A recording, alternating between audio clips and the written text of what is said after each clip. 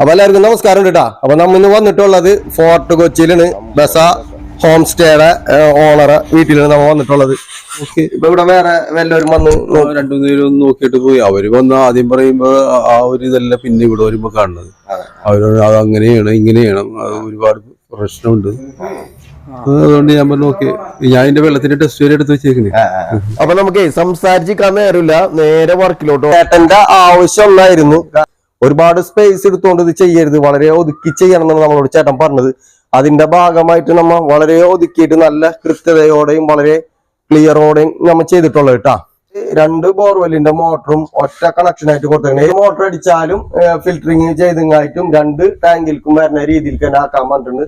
അതുപോലെ നല്ല രീതിക്ക് നമ്മൾ ചെയ്ത് കൊടുത്തിട്ടുണ്ട്. അപ്പൊ 2 ലൈൻ വന്നിട്ട് ഇതിന്റെ ഇന്നിലേക്ക് വന്ന് ഈ ഇന്നിൽ നിന്ന് ഈ ഔട്ട് എന്ത് ഇപ്പുറത്തെ ഇന്നിലേക്ക് വരും. ഈ അയൺ സിലിണ്ടറിന്റെ ഇന്നിലേക്ക് വരും. ഇതില് ഇവിടെ ഫിൽട്രേഷൻ കഴിഞ്ഞിട്ട് ഈ ഔട്ട് ടാങ്കിലേക്ക് പോകുന്ന രീതിയിൽ ചെയ്തേക്കണത്.